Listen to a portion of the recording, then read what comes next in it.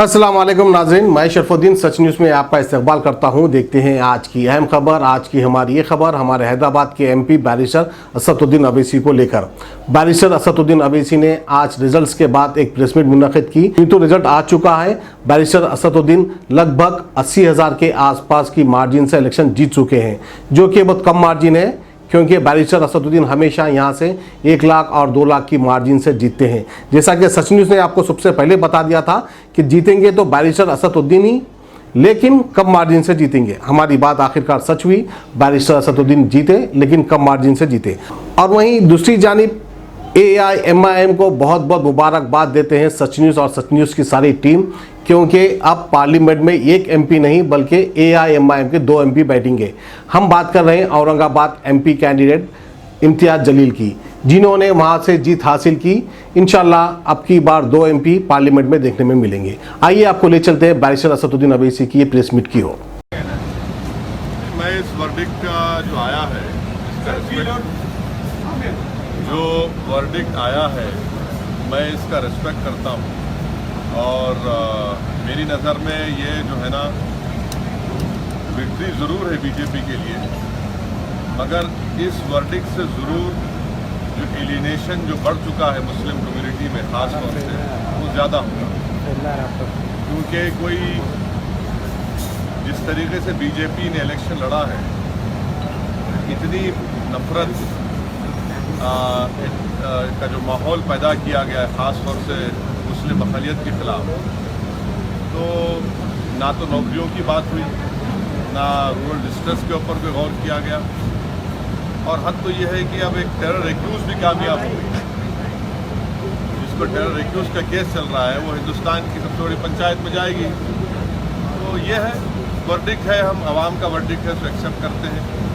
और मैं वादा कर रहा हूँ हिंदुस्तान के अवाम से और हैदराबाद के अवाम को मैं शुक्रगुज़ार हूँ कि उन्होंने मुझे चौथी मरतबा इतनी बड़ी भारी मेजॉरिटी से कामयाब किया। हम मुकाबला करेंगे, हम पीछे नहीं हटेंगे, और यकीनन बीजेपी को हम सवालात करेंगे सरकार से, उनको एक्सपोज करेंगे। और मुझे यहाँ पर जो पहली सुइस कनाल क्राइसिस का जब हुआ था, तो उस वक्त एटले ने कहा था कि what a time to fight back. तो ये वक्त है फाइट बैक करने का और इस मुल्क के उस कंपोजिट कल्चर को बचाने का, क्योंकि इलेक्शन तो होते रहेंगे और प्रधानमंत्री लोग बनेंगे, MP बनेंगे, चले जाएंगे, मगर इस मुल्क की जो खूबसूरती और ताकत है वो उसका कंपोजिट कल्चर है, जो यकीनन बीजेपी की कामयाबी के बाद उस कंपोजिट कल्चर को, डाइवर्सिटी को यकीनन खतरा है। और हम उसको महफूज रखेंगे, उसके लिए मुकाबला करेंगे। यकीनन आप सही कह रहे हैं कि हमारी ख्वाहिश के मुताबिक नतीजा नहीं आया, मगर इसका ये हरगिज़ मतलब नहीं है कि हम हिंदुस्तान के संविधान को, हिंदुस्तान के इस डाइवर्सिटी को बचाने की कोशिश नहीं करेंगे, बल्कि पूरी कोशिश करेंगे और हमारी लड़ाई जारी रहेगी। कैसे कह सकते हैं कि मुस्लिम समुदाय में अलगाव पैदा हुआ है, इसकी वजह से एलिनेशन पैदा हुआ है? क्या ऐसा नहीं है कि कहीं ना कहीं मोदी को जो खान मार्केट है उसमें सेंध लगी है कहीं ना कहीं, और मुस्लिम वोट भी स्विच हुआ है बीजेपी की तरफ? ऐसा क्यों नहीं हो सकता? आप ऐसा कैसे कह रहे हैं कि ये अलगाव की तरफ को, एलिनेशन की तरफ को जो है ये वर्डिक्ट आया है?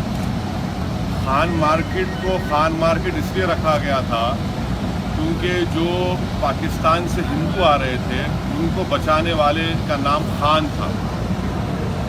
अब आपको इससे आपत्ति है तो मैं कुछ नहीं कर सकता तिवारी साहब। दूसरी बात यह है कि कितने मुसलमान MP जीते बीजेपी की तरफ से, आप बता दीजिए ना, ये भी तो बता दीजिए। क्या ये बात सच नहीं है कि जिस तरीके से नफरत का माहौल पैदा किया गया, मैं शुरू से इस बात को कह रहा हूँ और आज फिर से कह रहा हूँ कि हमारे वतन अजीज़ में कभी भी मुस्लिम वोट बैंक नहीं था, ना है ना रहेगा। हमारे देश में हिंदू वोट बैंक है और रहेगा। उसी वोट बैंक को केटर करने के लिए गलत फहमियाँ और नफरत की फिजाओं को इजाफा किया गया, और उसका नतीजा हम देख रहे हैं। मैं इस वर्डिक्ट को मानता हूँ, मगर ये वर्डिक्ट कैसे आया उसका आपके सामने बयान कर रहा हूँ। सर थर्ड फ्रंट की आप बहुत ही वकालत कर रहे थे, तारीफ कर रहे थे, लेकिन थर्ड फ्रंट तो क्लीन बोल्ड हो गया। नहीं, क्लीन बोल्ड नहीं हुआ है। देखिए कहाँ पर बीजेपी कामयाब नहीं हो पाई, जहाँ जहाँ रीजनल पार्टीज हैं। किसी हद तक तेलंगाना में टीआरएस ने उनके बढ़ते कदमों को रोका, यकीनन उनको 2-3 जगह पर कामयाबी मिली। केरल में उनको कामयाबी नहीं मिली, पंजाब में नहीं मिली। पंजाब में सिख भाई है, तमिलनाडु में तो यही तो हम कह रहे हैं कि ये जो वोट बैंक की जो बात कर रहा था, तो उसी वोट बैंक के नतीजे में बीजेपी को कामयाबी मिली। थर्ड फ्रंट का क्या होगा सर? थर्ड फ्रंट क्या होगा अभी? हाँ, थर्ड फ्रंट का क्या होगा जिस प्रकार से केसीआर ने आगे बीजेपी के खिलाफ और मोदी के खिलाफ एक फ्रंट है, और वो फ्रंट का नाम ये होगा कि हिंदुस्तान के संविधान को, हिंदुस्तान के अपोजिट कल्चर को बचाना, वही फ्रंट काम करेगा। सर राहुल गांधी हार गए अमेठी से। सर 2 सवाल है सर। पहला कि यूपी में आपने कहा रीजनल पार्टीज जहाँ जहाँ पर एक्टिव थे वहाँ बीजेपी को बढ़त नहीं मिली, लेकिन यूपी और बिहार में अच्छी खासी बढ़त बीजेपी को मिली। दूसरा सवाल, राहुल गांधी अमेठी हार गए, उन्होंने इस्तीफे की पेशकश की है। राहुल गांधी अमेठी हारने के बाद उन्होंने अब भाई, अब मैं इस पर मैं किसी के पार्टी के अंदरूनी मामला तो मैं क्या कह सकता हूँ, मगर ये बात तो बिल्कुल सही है कि जहाँ जहाँ माने 180 सीट्स पर, जहाँ पर 180 और से जहाँ पर बीजेपी कांग्रेस का मुकाबला हुआ, वहाँ पर तो कांग्रेस 10 सीट में जीत पाई। राजस्थान पूरा 25 बीजेपी ले गई। मध्य प्रदेश में आप देखिए, गुजरात में देखिए, मध्य प्रदेश, राजस्थान, छत्तीसगढ़, तो ये तो इनको सोचना पड़ेगा। बीजेपी की चार्ज। आप क्या मानते हैं जिस तरीके से बड़ी हार हुई है विपक्ष की, एकजुट रहा, लड़ने के लिए काबिल था, तो आखिर कहाँ पर खामियां थी, कहाँ पर गलतियां हुई, आप क्या अभी ये बड़ा सब्जेक्टिव थियोरेटिकल आंसर देना पड़ेगा मुझे, बात में करेंगे, इसके लिए टाइम है। मगर जो वर्डिक्ट आया हम उसको एक्सेप्ट करते हैं, मगर इस वर्डिक्ट के पीछे हम ये कह रहे हैं कि ये चीजें हैं। Sir BJP there was a massive force against Modi. There were 21 opposition leaders with a lot of issues like Rafale and other things. What do you think was the actual reason for Modi to win? Was it the Balakot strike? Was the influx of nationalism? What was Definitely the BJP was very successful in creating this fear about security of India. BJP had definitely created that narrative of nationalism, and they have created this fear of Muslim minority. I mean, nowhere in the world a minority is a threat. But these are definitely issues wherein BJP really used it for their advantage. Sir BJP के sir एक पूरी सियासी जमात थी जो EVM पर सवाल उठा रही थी। आपका एक तो ये सवाल है कि आपका इस पे क्या राय है जो ईवीएम पे सवाल उठाते रहे हैं? प्रमोद साहब, एक पहला सवाल, मैंने क्या ईवीएम पर सवाल उठाया? आप बता दीजिए कहीं पर। नहीं, आप मुझसे सवाल करिए, मुझसे मैं जो कहा हूँ या नहीं कहा हूँ या कहकर मुकर गया उससे सवाल करिए। नहीं, ऐसे जो सवाल उठाए जा रहे हैं, आप एक मेरा मानना ये है कि इलेक्शन कमीशन को अपनी इंडिपेंडेंस को दिखाना पड़ेगा। मेरा मानना ये है कि वीवीपैट सिर्फ 5 असेंबली कॉन्स्टिट्यूंसी ना हो बल्कि 100%, ये मेरा मानना है। ईवीएम की रिगिंग नहीं हुई है, हिंदू माइंड की रिगिंग हो चुकी है। सर एक अहम सवाल है, प्रधानमंत्री ने अपने ट्विटर अकाउंट से औरंगाबाद में आपकी जीत हुई है सर, आप महाराष्ट्र में आपका पहला एमपी है, आपने महाराष्ट्र में विधानसभा चुनाव में भी अच्छा परफॉर्म किया था, अब आपका एक सांसद भी है, आपके साथ एक और नहीं, औरंगाबाद में अगर आप जो कह रहे हो अभी रिजल्ट डिक्लेयर हो चुका है, तो ये तो सोचना पड़ेगा इन नाम निहाद सेकुलर पार्टियों को जो एक मुसलमान को भी टिकट नहीं देते।